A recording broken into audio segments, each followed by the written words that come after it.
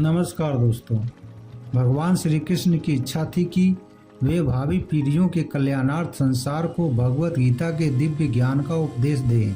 अब इस अनुकूल अवसर को देखकर भगवान श्री कृष्ण ने जानबूझकर अर्जुन के मन में व्याकुलता उत्पन्न की।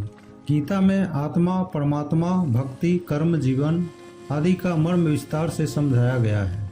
ऐसे में किसी भी मनुष्य के द्वारा गीता का नियमित पाठ, श्रवण या पाठन उसे संसार का समस्त सुख और ईश्वर का सानिध्य प्राप्त करा सकता है। भगवत गीता और भगवत गीता के ज्ञान पर असंख्य लोगों ने काम किया है। जाने कितनी ही गीता आपने सुनी भी होंगी, परंतु मैं अरविंद अब आपके सामने प्रस्तुत कर रहा हूँ भगवत गीता की एक और व्याख्या। क्या विशेष है इस गीता में? गीता में अगर कुछ विशेष है तो वो है भगवान श्री कृष्ण। बाकी हम सब निमित्त हैं, साधन हैं। लेकिन ये मेरा खास प्रयास है कि हमारे आज के ज़माने में ये ग्रंथ हमें रास्ता दिखाएं, आसानी से गीता को हम समझ पाएं और अपने रोज़मर्रा के जीवन में इसका उपयोग कर पाएं। वैसे गीता के बारे में बहुत कुछ कहा गया है, सुना गया है। शायद ही कोई ऐसा धर्म ग्रंथ होगा जिस पर इतना लिखा गया हो। महाभारत युद्ध आरंभ होने के ठीक पहले भगवान श्री कृष्ण ने अर्जुन को जो उपदेश दिया वह श्रीमद् भगवत गीता के नाम से प्रसिद्ध है। यह महाभारत के भीष्म पर्व का अंग है। गीता में 18 अध्याय और 700 श्लोक है। आज सन 2024 से लगभग 5169 वर्ष पूर्व यानी 3146 ईसा पूर्व पहले गीता का ज्ञान बोला गया था। अर्जुन को निमित्त बनाकर भगवान कृष्ण ने हनुमान जी को गीता सुनाया। हनुमान जी और अर्जुन के अलावा संजय ने सुना और उन्होंने उसी स्थिति में धृतराष्ट्र को सुनाया, जो आज हमारे बीच यह भगवान का गीत गीता के रूप में मौजूद है। हरियाणा के कुरुक्षेत्र में जब यह ज्ञान दिया गया तब मार्गशीर्ष माह के शुक्ल पक्ष की तिथि एकादशी थी और उस दिन रविवार था। ऐसा क्या खास है गीता में कि समय समय पर ये और भी आवश्यक और मार्गदर्शक भी होती जा रही है। एकदम साधारण भाषा में अगर कहें तो भगवत गीता एक उत्तर है। गीता एक उत्तर है दुनिया के हर प्रश्न का। जीवन से जुड़ा ऐसा कोई प्रश्न नहीं जिसका कि उत्तर श्री कृष्ण भगवत गीता में नहीं देते। हमारे मन मस्तिष्क में कोई भी शंका, परेशानी, चिंता, किसी भी तरह का आवेग, किसी भी तरह की दुविधा हो, दुनिया के हर धर्म संकट और हर प्रश्न का उत्तर है। अर्जुन के नंदी घोष नामक रथ पर सारथी बने भगवान कृष्ण खड़े होकर अर्जुन को गीता का उपदेश दिया था। जिस समय दोनों सेनाओं के बीच गीता का उपदेश हो रहा था उस समय अर्जुन के अलावा किसी ने नहीं सुना और न भगवान का विराट रूप देखा, क्योंकि वहां उपस्थित सभी योद्धा मूर्तिवत हो गए थे। समय को रोक दिया गया था। संजय इसीलिए देख और सुन पाए क्योंकि उन्हें दिव्य दृष्टि प्रदान की गई थी। संजय का केवल इतना ही काम था कि धृतराष्ट्र को निमित्त बनाकर आने वाले युगों में भी गीता का ज्ञान जन जन तक प्रकाशमान हो। भगवत गीता के हर अध्याय में वेदों और उपनिषदों का सार है। अरे भाई, इसे आप वेद उपनिषद समझ कर के डरिए मत। ये मत सोचिए कि ये हमारी और आपकी समझ से दूर है। इसके हर अध्याय, हर श्लोक में आप अपने आप को अर्जुन समझिए, क्योंकि अर्जुन की हर शंका, उसका हर डर, हर समस्या आप अपनी समस्या समझिए। वैसे देखा जाए तो हमारी ही परेशानी है और हर परेशानी का हल बता रहे हैं श्री कृष्ण।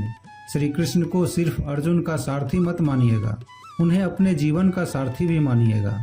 उनके कहे अनुसार अगर हम और आप चलेंगे तो मैं दावे के साथ कहता हूँ कि हम सारी परेशानियों को आसानी से पार कर जाएंगे। ज्ञान या धर्म या ग्रंथ की बड़ी बड़ी बातें मेरे साथ नहीं होगी। दोस्तों, यहाँ पर जीवन की प्रैक्टिकल सच्चाइयों और प्रैक्टिकल प्रॉब्लम्स की बात की जाएगी। तो आइए, मैं अरविंद आपको ले चलता हूँ भगवत गीता के 18 अध्यायों के सफर पर। श्रीमद् भागवत गीता के प्रथम अध्याय का नाम अर्जुन विषाद योग रखा गया है, क्योंकि इस अध्याय में अर्जुन के मन में उत्पन्न विषाद यानी निराशा की अभिव्यक्ति की गई है। आमतौर पर हम सब किसी न किसी कारण से अर्जुन की तरह निराश होते हैं, और जैसे अर्जुन क्षत्रिय योद्धा होकर भी युद्ध से अर्थात अपने कर्म से पीछे हटना चाहता है, अपनी जिम्मेदारी से पीछे हटना चाहता है, उसी तरह हम सभी को ऐसी परिस्थिति से दो चार होना पड़ता है। अर्जुन विषाद योग शुरुआत होती है धृतराष्ट्र के सवालों से। वो जानना चाहते हैं कि युद्ध में क्या हो रहा है, उनका पुत्र दुर्योधन और उनकी सेना क्या कर रही है, और साथ ही में पांडु पुत्रों की सेना क्या कर रही है। उसके बाद दोनों सेनाओं के सूरवीरों का वर्णन, और उसके बाद आता है अर्जुन का विषाद, मतलब कि उनका दुख, उनकी समस्या, उनका धर्म संकट। आइए सुनते हैं अर्जुन विषाद योग।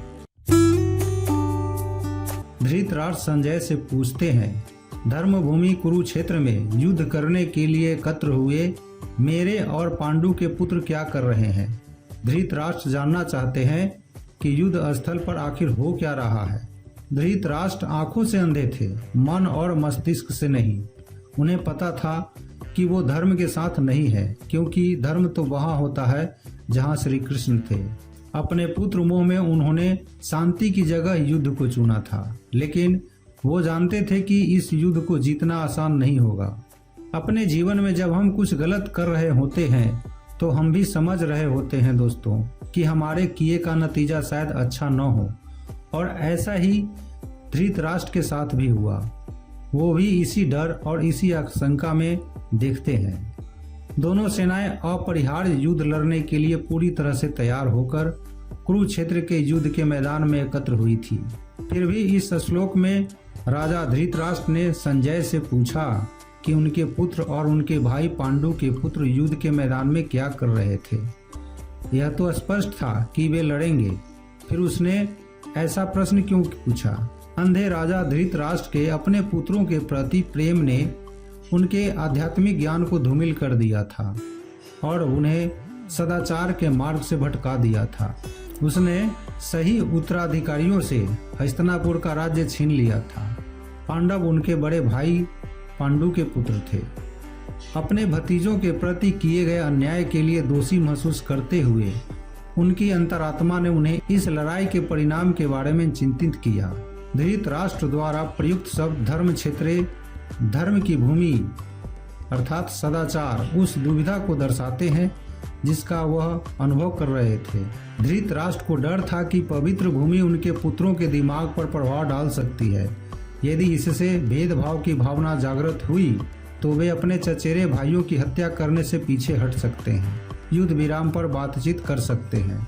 शांतिपूर्ण समझौतों का मतलब था कि पांडव उनके लिए बाधा बने रहेंगे। उन्हें इन संभावनाओं पर बहुत नाराजगी महसूस हुई। इसके बजाय उन्होंने यह पसंद किया कि यह युद्ध हो। वह युद्ध के परिणामों के बारे में अनिश्चित था, फिर भी वह अपने बेटों के भाग्य का निर्धारण करना चाहता था। अतः उन्होंने संजय से युद्ध भूमि में दोनों सेनाओं की गतिविधियों के विषय में पूछा। संजय ने कहा, हे राजन, पांडवों की सेना व्यूह रचना का अवलोकन कर राजा दुर्योधन ने अपने गुरु द्रोणाचार्य के पास जाकर इस प्रकार के शब्द कहे। संजय आंखों देखा हाल बताते हुए उत्तर देते हैं, हे राजन, दुर्योधन पांडवों की सेना के व्यूह को देख रहे हैं और ये बात गुरु द्रोणाचार्य को जाकर के कहते हैं। संजय को दिव्य दृष्टि प्राप्त हुई थी। वो युद्ध से दूर होते हुए भी युद्ध को देख सकते थे। वो जो देख रहे थे वही बता रहे थे। इसमें वो अपनी तरफ से कुछ भी नहीं कह रहे थे, सिर्फ आंखों से देखा हाल बता रहे थे युद्ध का। यानी जैसे हम लोग रनिंग कमेंट्री सुनते हैं, बस इसी तरह समझ लीजिए। ये उन्हीं की दिव्य दृष्टि यानी डिवाइन विजन का कमाल था कि हमें गीता सुनने को मिली। धृतराष्ट्र इस बात की पुष्टि करना चाहता था कि क्या उसके पुत्र अब भी युद्ध के लिए उत्तरदायित्व का निर्वहन करेंगे। संजय धृतराष्ट्र के इस प्रश्न के तात्पर्य को समझ गया और उसने ऐसा कहकर कि पांडवों की सेना व्यूह रचना कर युद्ध करने को तैयार है, यह पुष्टि की कि युद्ध अवश्य होगा। फिर उसके पश्चात उसने वार्ता का विषय बदलते हुए यह बताया कि दुर्योधन क्या कर रहा था। धृतराष्ट्र का ज्येष्ठ पुत्र दुर्योधन निर्दयी और दुष्ट प्रवृत्ति का था। धृतराष्ट्र के जन्म से अंधा होने के कारण व्यवहारिक रूप से हस्तिनापुर के शासन की बागडोर दुर्योधन के हाथों में थी। वह पांडवों के साथ अत्यधिक ईर्ष्या करता था और कठोरता से उनका दमन करना चाहता था ताकि वह हस्तिनापुर पर निर्विरोध शासन कर सके। उसने यह कल्पना की थी कि पांडव कभी भी इतनी विशाल सेना एकत्रित नहीं कर सकते जो उसकी सेना का सामना कर सके, किंतु अपने आकलन के विपरीत पांडवों की विशाल सेना को देखकर दुर्योधन व्याकुल और हतोत्साहित हो गया। ऐसे में दुर्योधन का अपने गुरु द्रोणाचार्य के पास जाना यह दर्शाता है कि वह युद्ध के परिणाम के संबंध में भयभीत था। वह द्रोणाचार्य के प्रति अपना आदर प्रकट करने का ढोंग करते हुए उनके पास गया, किंतु वास्तव में वह अपनी चिंता को कम करना चाहता था। इसलिए उसने अगले श्लोक से आरंभ होने वाले 9 श्लोक में इस प्रकार से कहा। दुर्योधन ने कहा, पूज्य आचार्य, पांडु पुत्रों की विशाल सेना का अवलोकन करें, जिसे आपके द्वारा प्रशिक्षित बुद्धिमान शिष्य द्रुपद के पुत्र ने कुशलता पूर्वक युद्ध करने के लिए सुव्यवस्थित किया है। हे आचार्य, द्रुपद पुत्र धृष्टद्युम्न आपका ही बुद्धिमान शिष्य है। पांडु पुत्रों की ये बड़ी भारी सेना की व्यूह रचना का धृष्टद्युम्न ने ही की है। व्यूह रचना का मतलब हुआ कि किसी विशेष तरीके से सेना के योद्धा खड़े हैं, एक ऐसा व्यूह जिससे उस सेना के बीच घुसना असंभव हो। अगर कोई उसमें घुसने में सफल भी हो जाता है तो कभी बाहर न आ सके। दोस्तों, जब शत्रु या समस्या को हम देखते हैं तो वो हमें बहुत बड़ी और विकराल दिखाई देती है और मन में ये डर भी रहता है, अगर हम इसमें घुस भी गए तो क्या होगा? क्या हम बाहर आ पाएंगे? क्या हम जीत पाएंगे? ऐसी ही सोच से दुर्योधन भी गुजर रहा है। दुर्योधन एक कुशल कूटनीतिज्ञ के रूप में अपने सेनापति गुरु द्रोणाचार्य के द्वारा अतीत में की गई भूल को इंगित करना चाहता था। द्रोणाचार्य का राजा द्रुपद के साथ किसी विषय पर राजनीतिक विवाद था। उस विवाद के कारण क्रोधित होकर द्रुपद ने प्रतिशोध की भावना से यज्ञ किया और यह वरदान प्राप्त किया कि उसे ऐसे पुत्र की प्राप्ति होगी जो द्रोणाचार्य का वध करने में समर्थ होगा। इस वरदान के फल स्वरूप धृष्टद्युम्न के नाम से पुत्र हुआ। यद्यपि द्रोणाचार्य धृष्टद्युम्न के जन्म का रहस्य जानते थे, किंतु जब द्रुपद ने अपने पुत्र धृष्टद्युम्न को सैन्य कौशल की विद्या प्रदान करने के लिए द्रोणाचार्य को सौंपा, तब उदार चरित द्रोणाचार्य ने धृष्टद्युम्न को सैन्य युद्ध कौशल की विद्या में निपुण बनाने में कोई संकोच और भेदभाव नहीं किया था। अब धृष्टद्युम्न पांडवों के पक्ष से उनकी सेना के महानायक के रूप में उनकी सेना की व्यूह रचना कर रहा था। ऐसे में दुर्योधन अपने गुरु को यह अवगत कराना चाहता था कि अतीत में की गई उनकी भूल के कारण उसे वर्तमान में संकट का सामना करना पड़ रहा है, और वह यह भी इंगित करना चाहता था कि उन्हें आगे पांडवों के साथ युद्ध में किसी प्रकार की उदारता नहीं दर्शानी चाहिए। यहाँ इस सेना में भीम और अर्जुन के समान बलशाली युद्ध करने वाले महारथी युयुधान, विराट और द्रुपद जैसे अनेक शूरवीर धनुर्धर हैं। यहाँ पर इनके साथ धृष्टकेतु, चेकितान, काशी के पराक्रमी राजा काशीराज, पुरुजीत, कुंती भोज, सभ्य जैसे सभी महान सेना नायक हैं। इनकी सेना में पराक्रमी अभिमन्यु, शूरवीर उत्तमौजा, सुभद्रा और द्रौपदी के पुत्र भी हैं, जो सभी निश्चय ही महाशक्तिशाली योद्धा हैं। इन 3 श्लोक में दुर्योधन पांडु पुत्रों की सेना के महान योद्धाओं का नाम ले रहा है। जब भी युद्ध होता है तो आप अपने सामने खड़ी सेना, उस सेना के योद्धाओं को जांचते और परखते हैं। वैसे ही दुर्योधन भी कर रहा है। दुर्योधन द्रोणाचार्य से कहता है, बड़े बड़े धनुष वाले और युद्ध में भीम और अर्जुन के समान शूरवीर सात्विक और विराट तथा महारथी राजा द्रुपद, धृष्टकेतु, चेकितान तथा बलवान काशीराज, पुरु, कुंती भोज और मनुष्यों में श्रेष्ठ सभ्य तथा बलवान सुभद्रा पुत्र अभिमन्यु एवं द्रौपदी के 5 पुत्र, ये सभी महारथी हैं। इससे हमें यह पता चलता है कि चाहे शत्रु हो या शत्रु के जैसी समस्या, उसके बारे में सब कुछ जानना चाहिए। दोस्तों, समस्या के हर पहलू से हमें वाकिफ होना चाहिए। समस्या के हर पार्ट उसके अंग के बारे में मालूम होना चाहिए, जैसा कि दुर्योधन भी कर रहा है। अपने सम्मुख संकट को मंडराते देखकर दुर्योधन को पांडवों द्वारा एकत्रित की गई सेना वास्तविकता से अपेक्षाकृत अधिक विशाल प्रतीत होने लगी। अपनी चिंता को व्यक्त करने के लिए दुर्योधन ने यह इंगित किया कि पांडव पक्ष की ओर से महारथी युद्ध करने के लिए उपस्थित हैं। दुर्योधन ने पांडवों की सेना के ऐसे असाधारण महापराक्रमी योद्धाओं का उल्लेख भी किया जो अर्जुन और भीम के समान बलशाली महान सेना नायक थे, जिन्हें युद्ध में पराजित करना कठिन होगा। हे ब्राह्मण श्रेष्ठ, हमारे पक्ष की ओर के उन सेना नायकों के संबंध में भी सुनिए जो सेना को संचालित करने में विशेष रूप से निपुण है। अब मैं आपके समक्ष उनका वर्णन करता हूँ। यहाँ दुर्योधन आगे कहता है, हे ब्राह्मण श्रेष्ठ, पांडवों की सेना के योद्धाओं को तो आपने देख लिया, अब अपने पक्ष में भी जो प्रधान हैं उनको भी तो आप समझ लीजिए। द्रोणाचार्य की जानकारी के लिए शत्रु की सेना के बाद दुर्योधन अपनी सेना के जो सेनापति हैं उनके बारे में बतलाता है। समस्या के बारे में सब कुछ जान लेने के बाद बारी आती है अपने पक्ष में सोचने की। ये जानना होता है दोस्तों कि आपके पास क्या क्या स्ट्रॉन्ग पॉइंट है, आप किन किन बातों में मजबूत हैं जिससे आप उस समस्या पर विजय पा पाएंगे। जैसे आपने समस्या के हर पहलू के बारे में सोचा, उसी तरह से आपको स्वयं का भी आकलन कर लेना चाहिए। यहाँ कौरव सेना के प्रधान सेनापति द्रोणाचार्य को दुर्योधन ने द्विजोत्तम अर्थात द्विजन्मा में श्रेष्ठ या ब्राह्मणों में सर्वश्रेष्ठ कहकर संबोधित किया है। उसने जानबूझकर अपने गुरु को इस प्रकार संबोधित किया। द्रोणाचार्य वृत्ति से योद्धा नहीं थे, वह सैन्य शिक्षा के आचार्य थे। एक कपटी नायक के रूप में दुर्योधन अपने मन में अपने गुरु की निष्ठा पर निर्लज्जता पूर्वक संदेह कर रहा था। दुर्योधन के शब्दों में छिपा अर्थ यह था कि यदि द्रोणाचार्य पराक्रम से युद्ध नहीं लड़ते तो उन्हें मात्र एक ब्राह्मण ही माना जाएगा, जिसकी रुचि दुर्योधन के राज्य में केवल उत्तम जीविका अर्जित करने और सुख सुविधाएं भोगने की होगी।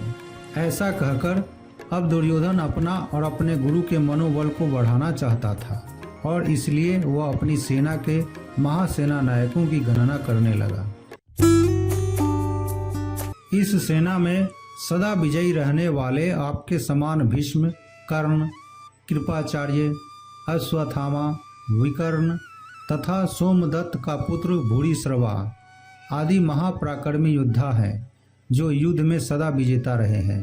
दोस्तों, जिस तरह से हम आज के ज़माने में रिस्क असेसमेंट करते हैं ना, वैसे ही दुर्योधन भी अपनी शत्रु की सेना को देखते हुए दोनों सेनाओं के योद्धा की बातें करते हुए आगे होने वाले युद्ध के लिए तैयार हो रहे हैं। चुनौती को हर तरह से समझकर ही उस पर विजय प्राप्त की जा सकती है। चुनौती को इतने अच्छे से जान लेना चाहिए कि जब हम उससे लड़ने जाएं तो कुछ नया न लगे, कोई सरप्राइज न आए। युद्ध हो या चुनौती, सरप्राइज आपको हरा सकता है।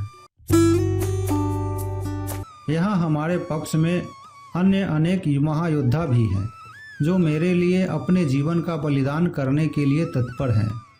वे युद्ध कौशल में पूर्णतया निपुण और विविध प्रकार के शस्त्रों से सुसज्जित हैं। दुर्योधन गर्व के साथ कहता है कि मेरे लिए जीवन की आशा त्याग देने वालों की कमी नहीं है। इतना ही नहीं, ये शूरवीर अनेक प्रकार के शस्त्र अस्त्रों से सुसज्जित हैं और सबके सब युद्ध में चतुर हैं। दुर्योधन के एक इशारे पर उसकी सेना के शूरवीर लड़ने मरने को तैयार हैं। उन्हीं को देख दुर्योधन खुश हो रहा है। दुर्योधन के साथ युद्ध में लड़ने के लिए शूरवीर थे जो उसके लिए मरने को तैयार हैं। आप जब अपने जीवन की चुनौती से लड़ते हैं तो आपके साथ कौन होता है? आपके साथ होता है आपका हुनर, आपकी हिम्मत, आपकी मेहनत और आपके अपने रिश्तेदार। जैसे शूरवीर दुर्योधन के लिए कुछ भी करने को तैयार हैं, वैसे ही ये आपके साथी भी आपके लिए कुछ भी कर सकते हैं। हमारी शक्ति असीमित है और हम सब महान सेना नायक भीष्म पितामह के नेतृत्व में पूरी तरह से संरक्षित है। जबकि पांडवों की सेना की शक्ति भीम द्वारा भली भांति रक्षित होने के पश्चात भी सीमित है। दुर्योधन आगे कहता है, भीष्म पितामह द्वारा रक्षित उनकी सेना सब प्रकार से अजेय है और वहीं शत्रु की सेना भीम द्वारा रक्षित है। दुर्योधन कहना चाहता है कि भीम की सेना को वो आसानी से जीत सकते हैं। दुर्योधन यहाँ घमंड दिखा रहा है जो आपको बिल्कुल भी नहीं करना है दोस्तों, कभी नहीं, क्योंकि अगर दुर्योधन जानता कि वो दूसरी सेना को हरा देगा तो फिर युद्ध ही क्यों करता। युद्ध को जीतने के लिए दूसरे को हराना पड़ता है। अगर चुनौती या समस्या को देखकर हमें लगता है कि हम जीत जाएंगे तो विश्वास या आत्मविश्वास तो हो सकता है, लेकिन घमंड नहीं, क्योंकि अगर घमंड हुआ तो वो आपके हारने की शुरुआत है। जब उन्हें अपना अंत दिखाई देता है तब स्थिति का आकलन करने के पश्चात आत्म प्रशंसा करने वाले व्यक्ति अभिमान पूर्वक मिथ्या गर्व करने लगते हैं। अपने भविष्य के प्रति अनर्थकारी व्यंग्योक्ति दुर्योधन के कथन में तब अभिव्यक्त हुई जब उसने कहा कि भीष्म पितामह द्वारा संरक्षित उनकी शक्ति असीमित थी। भीष्म पितामह कौरव सेना के प्रधान सेनापति थे। उन्हें इच्छा मृत्यु और अपनी मृत्यु का समय निश्चित करने का वरदान प्राप्त था, जिससे वह वास्तव में अजेय कहलाते थे। पांडव पक्ष की सेना भीम के संरक्षण में थी, जो दुर्योधन का जन्मजात शत्रु था। इसलिए दुर्योधन ने भीष्म के साथ भीम की अल्प शक्ति की तुलना की। भीष्म कौरव और पांडवों के पितामह थे और वे वस्तुतः दोनों पक्षों का कल्याण चाहते थे। पांडवों के प्रति करुणा भाव भीष्म पितामह को तन्मयता से युद्ध करने से रोकता था। वे यह भी जानते थे कि इस धर्म युद्ध में भगवान श्री कृष्ण पांडवों की ओर से उपस्थित थे और संसार की कोई भी शक्ति अधर्म का पक्ष लेने वालों को विजयी नहीं दिला सकती। इसलिए भीष्म पितामह ने अपने नैतिक उत्तरदायित्व का पालन करने और हस्तिनापुर एवं कौरवों के हित की रक्षा के लिए पांडवों के विरुद्ध युद्ध करने का निर्णय लिया। यह निर्णय भीष्म पितामह के व्यक्तित्व के विचित्र लक्षण को रेखांकित करता है। अतः मैं कौरव सेना के सभी युद्धागणों से भी आग्रह करता हूँ कि सब अपने मोर्चे पर अडिग रहते हुए भीष्म पितामह की पूरी सहायता करें। दुर्योधन यह समझ गया था कि भीष्म पितामह मानसिक रूप से पांडवों के विरुद्ध आक्रांत होकर युद्ध लड़ने को इच्छुक नहीं है, जिसके कारण वे सैनिकों की वीरता और उत्साह से युद्ध करने के लिए प्रेरित नहीं करेंगे। इसलिए उसने अपनी सेना के अन्य सेना नायकों से अपनी अपनी स्थिति पर अडिग रहने के साथ साथ चारों ओर से भीष्म पितामह की सुरक्षा का भी ध्यान रखने को कहा। दोनों सेनाओं के इस तरह के वर्णन से दुर्योधन अपनी इस बात पर पहुंचना चाहता था, और वो ये कि हर किसी को अपने अपने मोर्चों पर अपनी अपनी जगह स्थित रहते हुए निसंदेह भीष्म पितामह की रक्षा करनी है। कहने का मतलब, आप होने वाले युद्ध में सबसे अधिक उसकी रक्षा करते हैं जो आपके लिए युद्ध के लिए सबसे अधिक आवश्यक हो, जैसे कि दुर्योधन और उसकी सेना के लिए भीष्म पितामह। भीष्म पितामह के हारने का मतलब था कि युद्ध हार जाना, और उनके बचे रहने का मतलब था कि आप युद्ध हार नहीं सकते। अपनी सबसे बहुमूल्य चीज को तब तक बचा कर रखना चाहिए जब तक कि आप युद्ध पर विजय प्राप्त न कर लें। तत्पश्चात कुरु वंश के वयोवृद्ध परम यशस्वी महायोद्धा भीष्म पितामह ने सिंह गर्जना जैसी ध्वनि करने वाले अपने शंख को उच्च स्वर से बजाया, जिसे सुनकर दुर्योधन हर्षित हुआ। गंगा पुत्र भीष्म अपने भतीजे दुर्योधन के भीतर के भय को समझ गए थे और उसके प्रति अपने स्वाभाविक करुणा भाव के कारण उन्होंने दुर्योधन को प्रसन्न करने के लिए उच्च स्वर में शंखनाद किया। यद्यपि वे जानते थे कि दूसरे पक्ष पांडवों की सेना में स्वयं परम पुरुषोत्तम भगवान श्री कृष्ण के उपस्थित होने पर दुर्योधन किसी भी स्थिति में युद्ध में विजय प्राप्त नहीं कर सकता, फिर भी भीष्म अपने भतीजों को यह बताना चाहते थे कि वे युद्ध करने के अपने दायित्व का भली भांति पालन करेंगे और इस संबंध में किसी भी प्रकार की शिथिलता नहीं दिखाएंगे। उस समय प्रचलित युद्ध के नियमों के अनुसार शंखनाद द्वारा यह युद्ध का उद्घाटन किया जाता था। कौरवों में सबसे वृद्ध, सबसे बड़े प्रतापी पितामह भीष्म ने उच्च स्वर में सिंह की दहाड़ के समान गरजकर ऐसा शंख बजाया कि दुर्योधन के हृदय में हर्ष उत्पन्न हो गया। युद्ध जीतने के लिए अपने पक्ष में माहौल बनाना पड़ता है, खुद को दिलासा भी देना पड़ता है कि हम युद्ध जीतने में सक्षम हैं। ऐसा ही पितामह भीष्म ने किया और ऐसा ही हमें भी करना चाहिए। इसके पश्चात शंख, नगाड़े, बिगुल, तुरही तथा सिंह अचानक एक साथ बजने लगे। उनका समवेत स्वर अत्यंत भयंकर था। युद्ध के लिए भीष्म पितामह ने तीव्र उत्साह को देखते हुए कौरवों की सेना में भी अति उत्सुकता से वाद्य यंत्र बजाकर भयंकर ध्वनि उत्पन्न की। ढोल, मृदंग, सिंह ये सभी वाद्य यंत्र थे। इनकी समवेत ध्वनि के कारण युद्ध क्षेत्र में भयंकर कोलाहल उत्पन्न हुआ। भीष्म पितामह के शंख के पश्चात नगाड़े तथा ढोल, मृदंग और नरसिंह आदि बाजे एक साथ ही बज उठे। इन बाजों का नाद संगीत में नहीं बल्कि बहुत ही डरावना था। युद्ध मनोरंजक नहीं होते दोस्तों, इसलिए अगर युद्ध का फैसला ले लिया जाता है तो उसमें फिर जो भी स्वीकार हो कर लेना पड़ता है। हर युद्ध, हर चुनौती अपने किस्म के हालात लेकर आती है। उन्हीं हालात के आधार पर ही हमें तैयारियां करनी पड़ती है। तत्पश्चात पांडवों की सेना के बीच श्वेत अश्वों द्वारा खींचे जाने वाले भव्य रथ पर आसीन माधव और अर्जुन ने अपने अपने दिव्य शंख बजाए।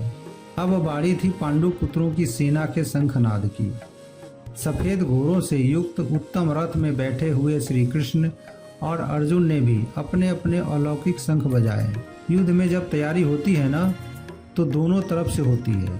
हर पक्ष अपनी विजय की आशा में खुद को, अपनी सेना को भरोसा देता है।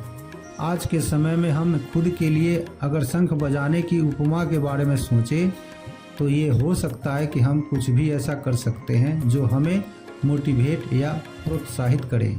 कौरव की सेना के शंखनाद की ध्वनि धीमी पड़ने के पश्चात भव्य रथ पर आसीन भगवान श्री कृष्ण और अर्जुन ने निर्भीकता से पूरी शक्ति के साथ शंखनाद करते हुए उसी प्रकार से पांडवों द्वारा वीरता से युद्ध लड़ने की उत्कंठा प्रकट की।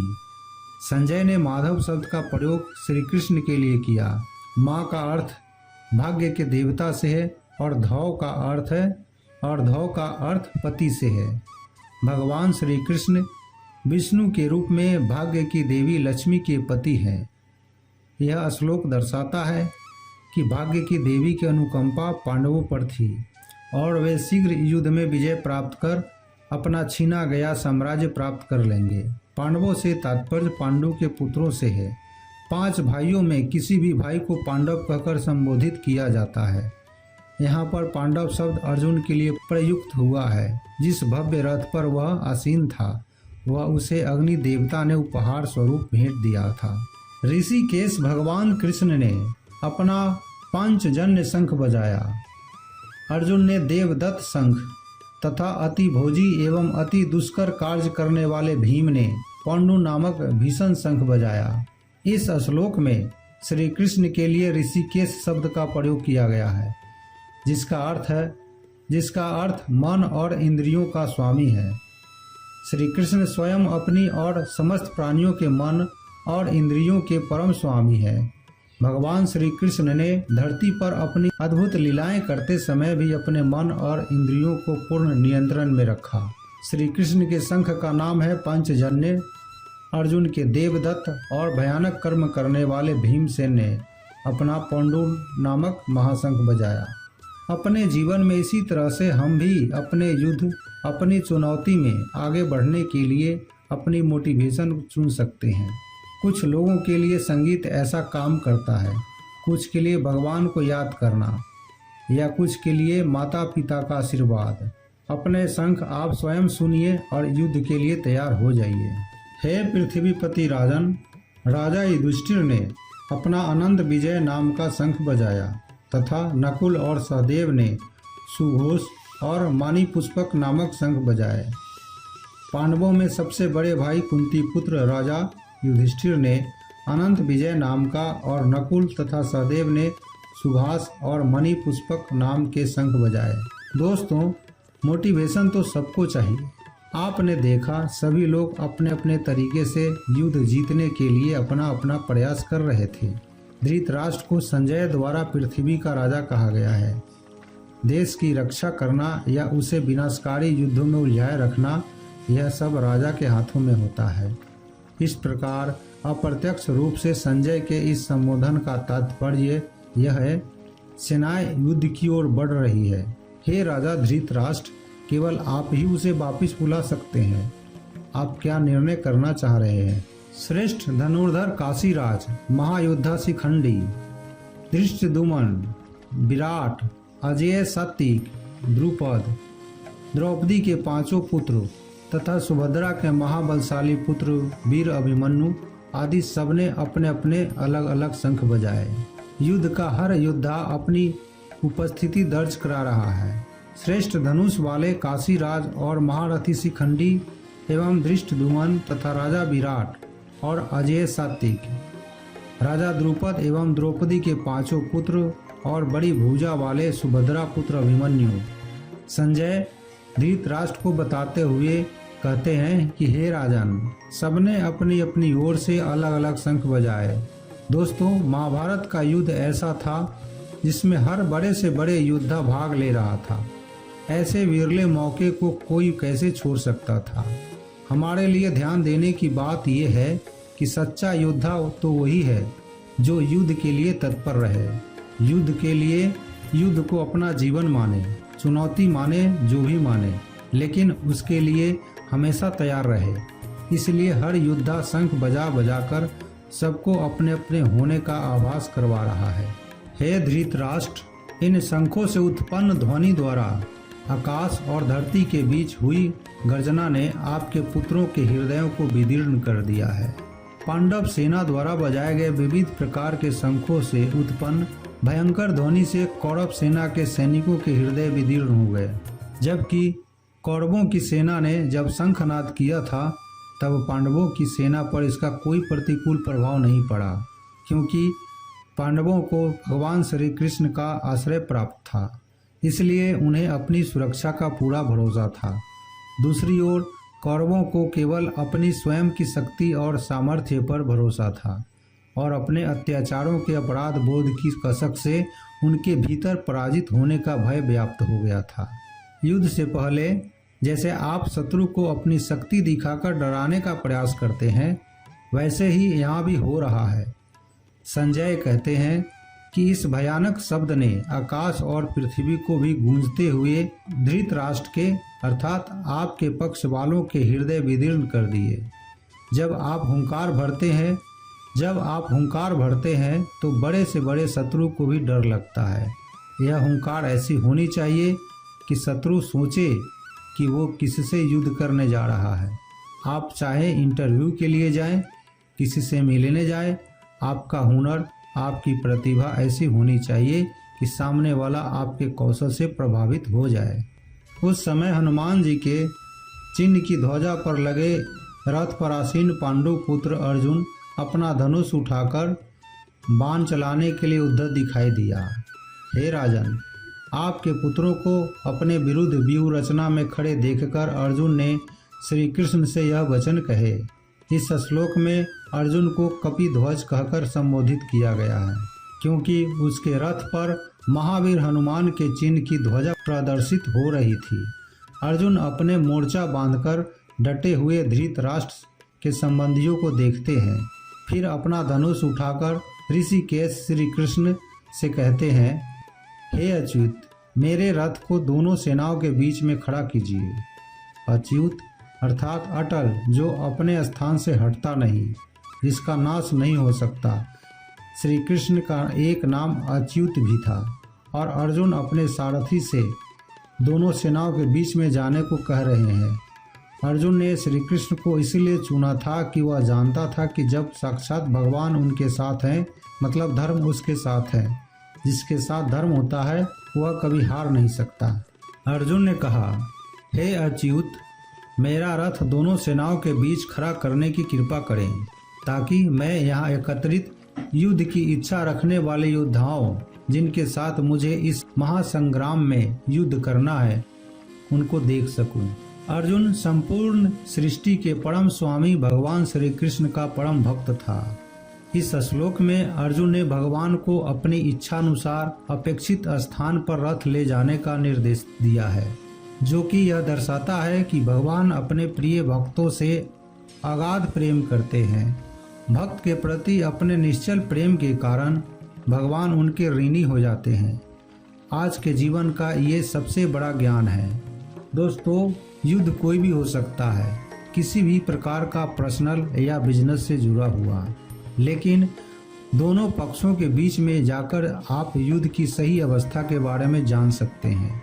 अर्जुन श्री कृष्ण से कहते हैं कि हे कृष्ण, जब तक मैं युद्ध क्षेत्र में डटे हुए युद्ध के अभिलाषी इन विपक्षी योद्धाओं को भली प्रकार देख न लूं कि इस युद्ध रूपी व्यापार में मुझे किन किन के साथ युद्ध करना योग्य है, तब तक इस रथ को यहीं खड़ा रखें।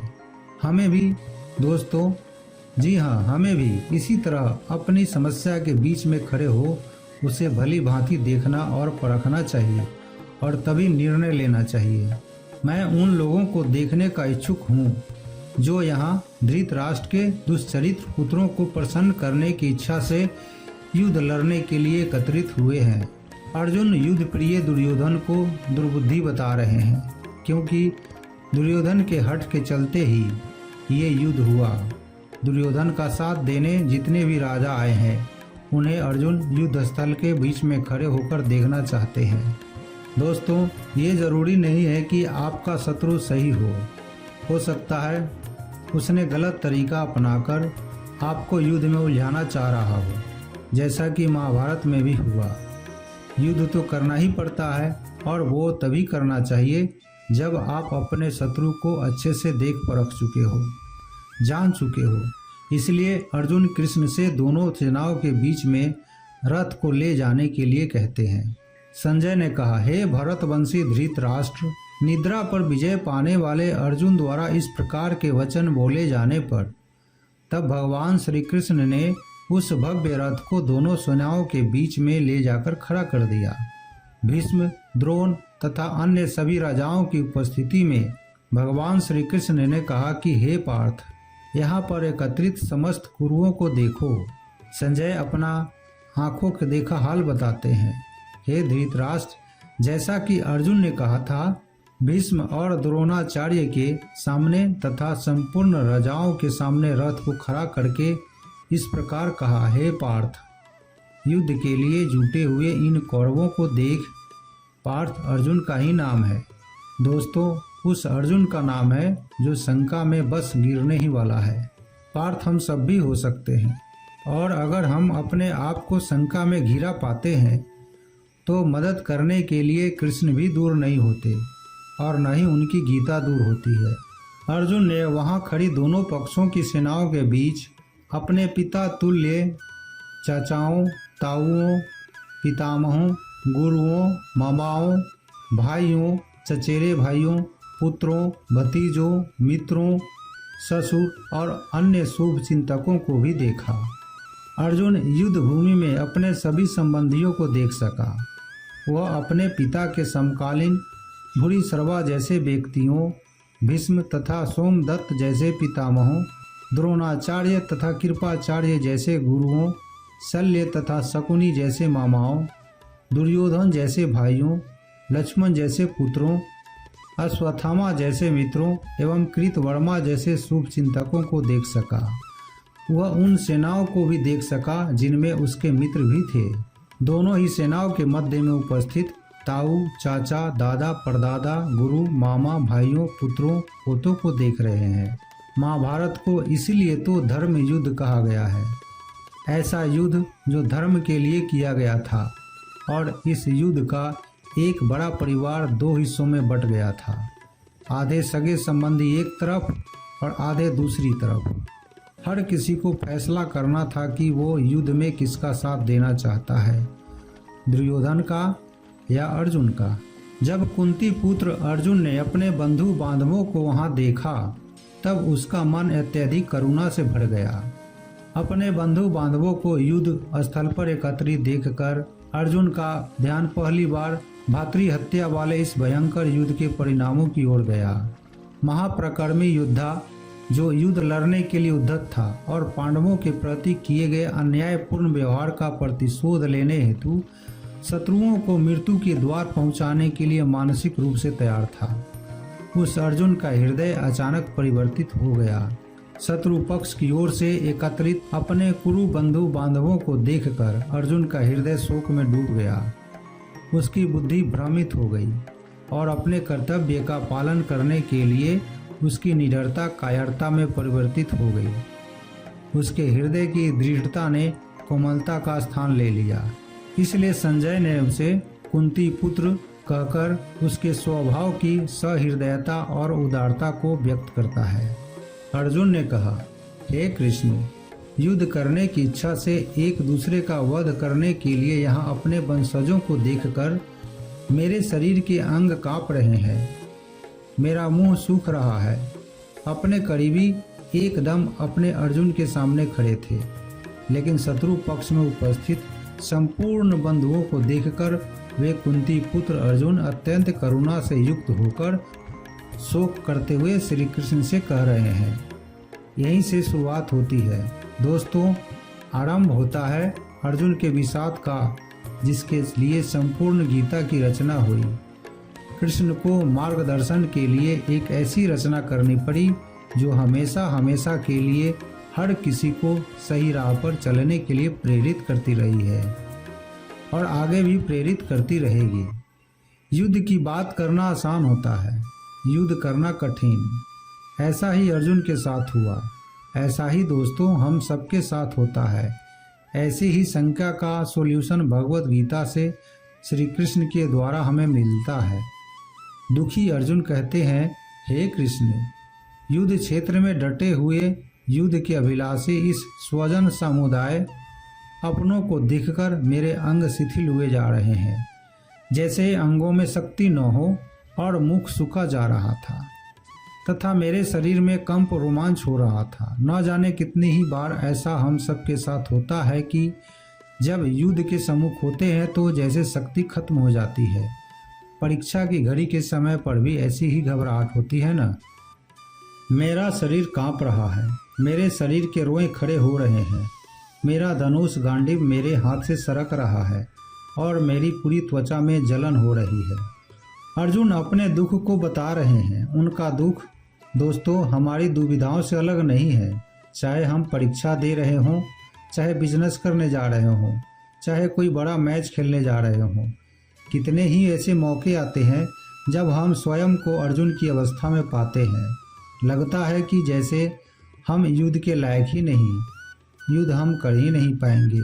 अर्थात हमें लगता है कि जो काम हमारे जिम्मेदारी की है वो हम कर ही नहीं पाएंगे।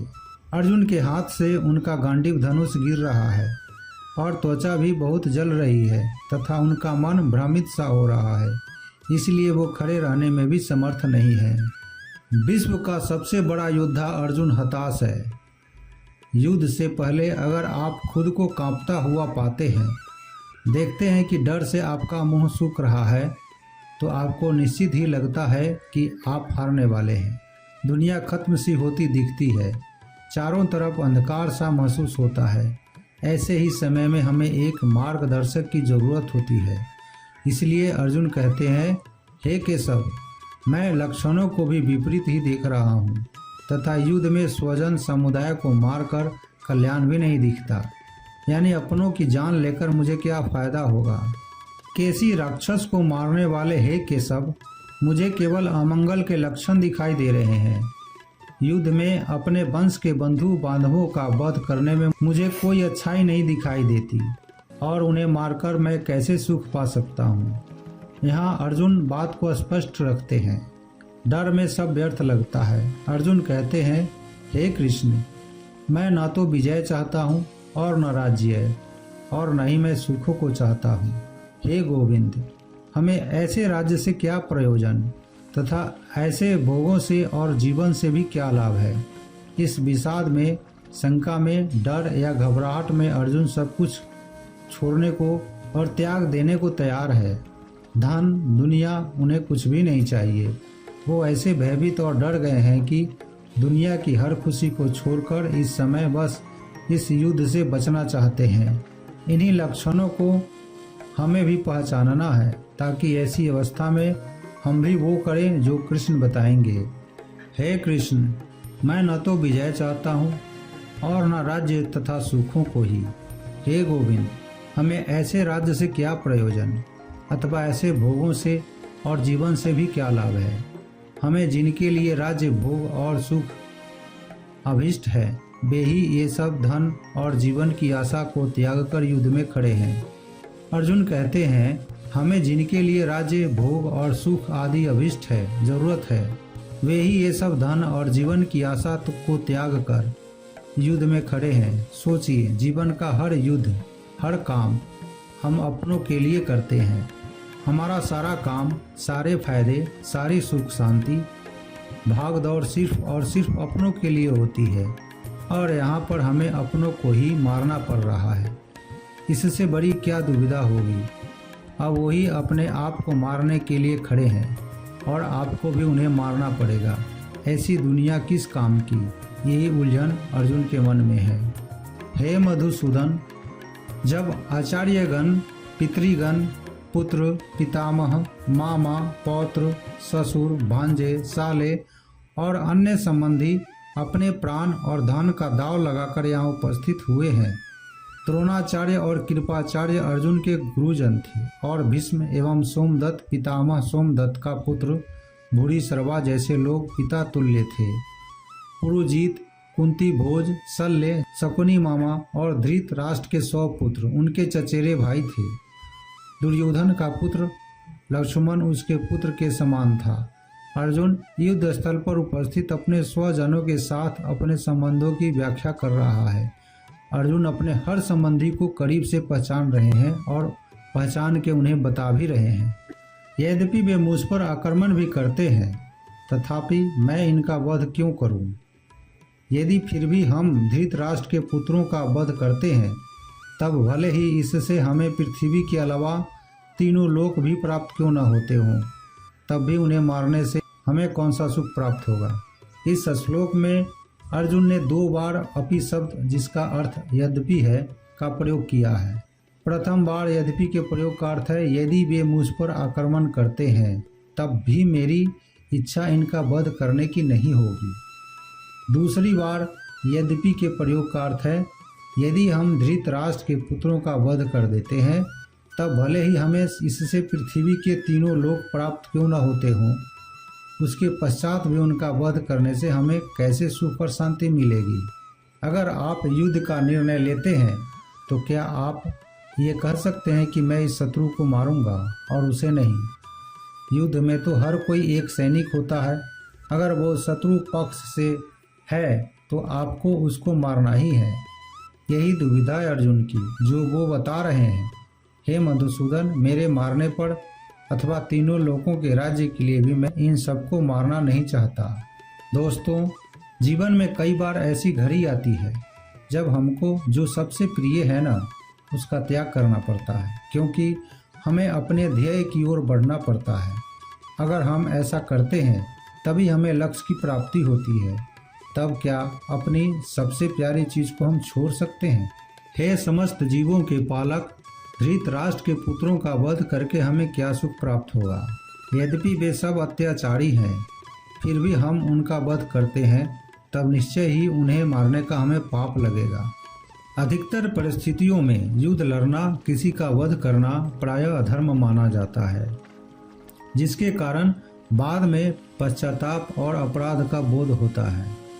वेदों के अनुसार अहिंसा परम धर्म है, और अपवाद स्वरूप कुछ विषम परिस्थितियों को छोड़कर अहिंसा पाप कर्म भी है। मां हिंस्यात् सर्वभूतानि, अर्थात किसी भी प्राणी को मत मारो। यहाँ अर्जुन अपने कुटुंबियों को मारना नहीं चाहता, क्योंकि वह इसे पापपूर्ण कार्य मानता है। विशिष्ट स्मृति में 6 प्रकार के अत्यायों का उल्लेख किया गया है, जिनके विरुद्ध हमें अपनी रक्षा करने का अधिकार है। किसी के घर को आग से जलाने वाला, किसी के भोजन में विष मिलाने वाला, किसी की हत्या करने वाला, किसी का धन लूटने वाला, पराई स्त्री का अपहरण करने वाला, दूसरे का राज्य या भूमि हड़पने वाला, इन सब अत्याचारियों से अपनी रक्षा करने और इनका वध करने का सबको अधिकार है। मनुस्मृति में वर्णित है कि यदि कोई ऐसे अत्याचारियों का वध करता है तो उसे पाप नहीं लगता। अर्जुन आगे कहते हैं, हे जनार्दन, धृतराष्ट्र के पुत्रों को मारकर हमें क्या प्रसन्नता होगी? इन अत्याइयों को मारकर हमें तो पाप ही लगेगा ना। शत्रु पक्ष में चाहे अत्याई बुरे लोग ही क्यों न हो, लेकिन है तो अपनों को मारकर, अपनों को दुख देकर केवल पाप ही मिल सकता है, पुण्य तो नहीं। ये गुरु पुत्रों के लालच का ही परिणाम था कि भाई भाई आमने सामने थे। दोस्तों, लालच से कभी किसी का भला नहीं होता। महाभारत में भी नहीं होना था। एक पक्ष को जीतना था और दूसरे पक्ष को मारना था।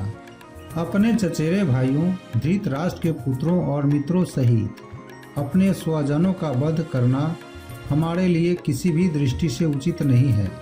हे माधव, इस प्रकार अपने वंशजों का वध कर हम सुख की आशा कैसे कर सकते हैं? क्या अपने परिवार को मारकर आपको सुख मिल सकता है? इसलिए महाभारत को धर्म युद्ध कहा जाता है। जब ऐसा धर्म संकट हो तो आप क्या करें? अर्जुन पूछते हैं, हे माधव, अपने ही कुटुंब को मारकर हम कैसे सुखी होंगे? दोस्तों, जब कभी आपके सामने ऐसी परिस्थिति आए जिसमें लालच की वजह से बंटवारा हो रहा हो या झगड़ा हो रहा हो तो ठंडे दिमाग से अर्जुन की इस हालत के बारे में सोचिएगा और देखिएगा कि इतना करके दुनिया का सबसे बड़ा युद्ध करके किसको क्या हासिल हुआ। यद्यपि लोभ से अभिभूत विचारधारा के कारण वे अपने स्वजनों के विनाश या प्रतिशोध के कारण और अपने मित्रों के साथ विश्वासघात करने में कोई दोष नहीं देखते हैं। तथापि हे जनार्दन, जब हमें स्पष्टतः अपने बंधु बांधवों का वध करने में अपराध दिखाई देता है, तब हम ऐसे पापमय कर्म से क्यों दूर न रहें? मनुस्मृति में कहा गया है कि किसी को भी यज्ञ करने वाले ब्राह्मण से कलह नहीं करनी चाहिए। कुल पुरोहित, आचार्य, मामा, अतिथि, अपने पर आश्रित बच्चों, वृद्धजनों, वैद्य और स्वजनों के साथ झगड़ा नहीं करना चाहिए। इसलिए अर्जुन ने यह निष्कर्ष निकाला कि लोभ से अभिभूत होने के कारण कौरव शायद धर्म से डिग गए हैं और अपना विवेक खो बैठे हैं। फिर जब हमारा पापजन्य कोई मनोरथ ही नहीं है, तब हम ऐसे घिनौने कृत्य में क्यों संलिप्त हो? आपका शत्रु किसी भी प्रकार के पाप को करने को तैयार है, लेकिन आप समझते हैं कि जो गलत है, अनुचित है, वो नहीं करना चाहिए। इन दो श्लोक में अर्जुन ने इसी दुविधा को बताया है। यद्यपि लोभ से भ्रष्ट चित्त हुए ये लोग कुल के नाश से उत्पन्न दोष को और मित्रों से विरोध करने में पाप को नहीं देखते, तो भी हे जनार्दन, कुल के नाश से उत्पन्न दोषों को जानने वाले हम लोगों को इस पाप से हटने के लिए क्यों नहीं विचार करना चाहिए? दुश्मन गलत कर रहा है, वो ये नहीं समझता, लेकिन आप तो समझते हैं। तो समझदार होने के नाते क्या आपको युद्ध से हटने के लिए नहीं सोचना चाहिए? लेकिन अगर युद्ध से हट गए तो उसे आपकी हार मानी जाएगी। क्या उसके लिए आप तैयार होंगे? दोस्तों, जब कुल का नाश हो जाता है तब इसकी कुल परंपराएं भी नष्ट हो जाती है और कुल के शेष परिवार अधर्म में प्रवृत्त होने लगते हैं। कुलों की पुरातन परंपराओं और नित्य मान्य प्रथाओं के अनुसार कुल के वयोवृद्ध लोग उच्च मूल्यों और आदर्शों को अगली पीढ़ी के कल्याण हेतु उन्हें हस्तांतरित करते हैं। ये महान परंपराएं कुल के सदस्यों को मानवीय मूल्यों और धार्मिक मर्यादाओं का पालन करवाने में सहायता करती है। यदि कुल के वयोवृद्धों की समय से पूर्व मृत्यु हो जाती है, तब भावी पीढ़ियां कुल के वयोवृद्धों के मार्गदर्शन और शिक्षण से वंचित हो जाती है। अर्जुन के कहने का तात्पर्य यह है कि जब कुलों का विनाश हो जाता है, तब उसकी महान परंपराएं भी उसके साथ समाप्त हो जाती है और कुल के शेष सदस्यों में अधर्म और व्याभिचार की प्रवृत्ति बढ़ती है, जिससे वे अपनी आध्यात्मिक उन्नति का अवसर खो देते हैं। इसलिए अर्जुन के अनुसार कुल के आदरणीय वयोवृद्ध सदस्यों को कभी भी नहीं मारना चाहिए। जहाँ परिवार खत्म हो जाता है, वहाँ कुछ नहीं बचता। कुल का नाश होने का मतलब सब कुछ खत्म हो जाना होता है। ऐसी ही स्थिति में अर्जुन फंसे हुए हैं। वो कहते हैं कुल के नाश से सनातन कुल धर्म नष्ट हो जाते हैं और धर्म का नाश हो जाने पर संपूर्ण कुल में पाप भी फैल जाता है। अर्जुन को कहना चाहते हैं वो ये है कि अगर परिवार नष्ट हो जाता है तो धर्म नष्ट होता है। धर्म के नष्ट होने से पूरे कुल संपूर्ण परिवार में पाप बढ़ जाता है। परिवार ही है जो हमें अपनी जड़ों, अपने गुणों से, अपने आदर्शों से जोड़ कर रखा है। उसके खत्म होते ही समाज में चारों तरफ पाप बढ़ने लगता है। दोस्तों, आप चाहें तो अपने चारों तरफ भी देख सकते हैं। जहां परिवार का सम्मान नहीं, वहां किसी भी बात का सम्मान नहीं होता और समाज पतन की ओर ही जाता है। अधर्म की प्रबलता के साथ हे कृष्ण, कुल की स्त्रियां दूषित हो जाती हैं और स्त्रियों के दुराचारणी होने से हे वृषणिवंशी अवांछित संतानें जन्म लेती हैं। वैदिक सभ्यता में समाज में स्त्रियों को उच्च स्थान प्राप्त था और स्त्रियों में सुचिता एवं सदाचारिता के गुणों की आवश्यकता को अत्यंत महत्व दिया जाता था। इसलिए मनु स्मृति में वर्णन किया गया है, यत्र नार्यस्तु पूज्यन्ते रमन्ते तत्र देवता, अर्थात जहाँ स्त्रियाँ पतिव्रता, संयत और सदाचारी जीवन व्यतीत करती है, वहाँ वे अपनी पवित्रता के लिए पूरे समाज द्वारा पूजी जाती है और वहाँ स्वर्ग के देवता भी हर्षित होते हैं। जब स्त्रियाँ पतिता बन जाती है, अनुत्तरदायी पुरुष इसका लाभ उठाकर अपनी पर स्त्री गमन के कुमार्ग में प्रवृत्त हो जाते हैं, जिसके परिणाम स्वरूप अवांछित संतानें जन्म लेती है। परिवार की भलाई उसकी स्त्रियों पर निर्भर करती है। अगर कोई घर बनता है तो वह परिवार की महिला की वजह से बनता है। जिस घर में महिला नहीं होती तो कहते हैं कि उस घर का कोई भविष्य नहीं। और अगर ये स्त्रियां दूषित या करप्ट हो जाए तो उसका क्या असर होता है। अर्जुन कहते हैं, हे कृष्ण, पाप के अधिक बढ़ जाने से कुल की स्त्रियां अत्यंत दूषित हो जाती है और स्त्रियों के दूषित हो जाने पर वर्ण संकर उत्पन्न होता है। वर्ण संकर का यहाँ मतलब है जहाँ वर्ण या समाज की मर्यादाओं को सम्मान न देते हुए गलत तरीके से गलत वर्णों के मेल से जब संतान की उत्पत्ति होती है तो वह सब कुछ खत्म कर देती है। इसलिए समाज के नियम बड़े सोच समझकर बनाए गए होते हैं दोस्तों, और इतने हजारों वर्षों की सोच और उस नियमों को बिना सोचे समझे नहीं तोड़ना चाहिए। वर्ण संकर कुल घातियों को और कुल को नरक में ले जाने के लिए ही होता है। गुप्त शारीरिक विलास जो नर मादा के बीच और रज रूप जल की क्रिया से इनके वंश भी अधोगति को प्राप्त होते हैं। अर्जुन इसी बात का वर्णन कर रहे हैं कि हे कृष्ण, वर्ण संकर कुल जातियों को और कुल को नरक में ले जाने के लिए ही होता है। लुप्त हुई पिंड और जल की क्रिया वाले अर्थात श्राद्ध और तर्पण से वंचित इनके पितर लोग भी अधोगति को प्राप्त होते हैं। अर्जुन ने कहा, इन वर्ण संकर कारक दोषों से कुल जातियों के सनातन कुल धर्म और जाति धर्म नष्ट हो जाते हैं। जहाँ वर्ण संकर होता है ना, वहाँ धर्म का नाश निश्चित है। वर्ण संकर की वजह से, जैसा कि अर्जुन ने बताया, कुल के धर्म का नाश होता है और जाति के धर्म का भी नाश हो जाता है। जब कोई अपने धर्म का पालन नहीं करेगा, अपने कर्तव्य का निर्वाह नहीं करेगा और समाज में मनमानी करके अगर कोई नियम नहीं मानेगा तो फिर समाज कैसे रह जाएगा। समाज तो नाम ही कायदे और कानून का है, जहां सब सम्मान से बिना किसी डर के एक साथ रह सके। अपने दुष्कर्मों से कुल परंपरा का विनाश करने वाले दुराचारियों के कारण समाज में अवांछित संतानों की वृद्धि होती है और विविध प्रकार की सामुदायिक और परिवार कल्याण की गतिविधियों का भी नाश होता है।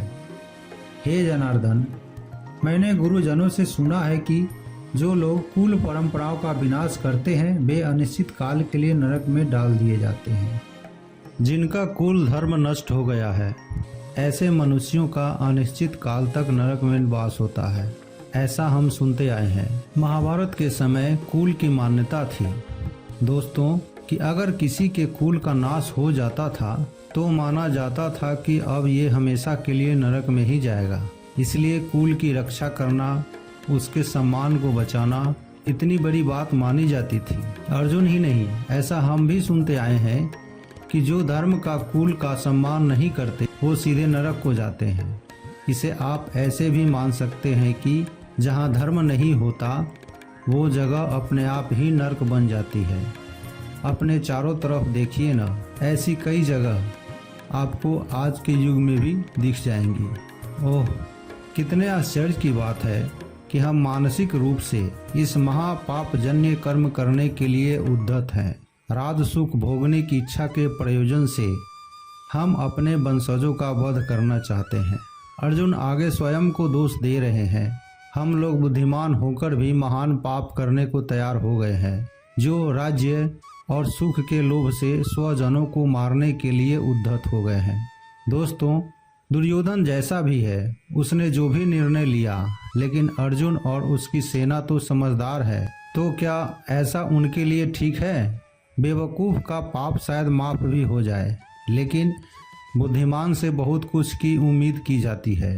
तो क्या समझदार अगर युद्ध के लिए तैयार हो जाता है तो उसकी गलती की माफ़ी मिलेगी? अर्जुन को लगता है कि नहीं मिलेगी। यदि धृतराष्ट्र के शस्त्र युक्त पुत्र मुझे निहत्थे को रणभूमि में प्रतिरोध किए बिना भी मार देते हैं, तब भी यह मेरे लिए तिरस्कार ही होगा। आंखें बंद कर किसी अपने के बारे में सोचिए जो आपको बहुत पसंद है, जो आपका अपना है, जिसकी गोद में आप खेले हों, जिसके साथ खेले हों, चाहे वो आपसे बड़ा हो या छोटा हो। क्या आप उसे मार पाएंगे?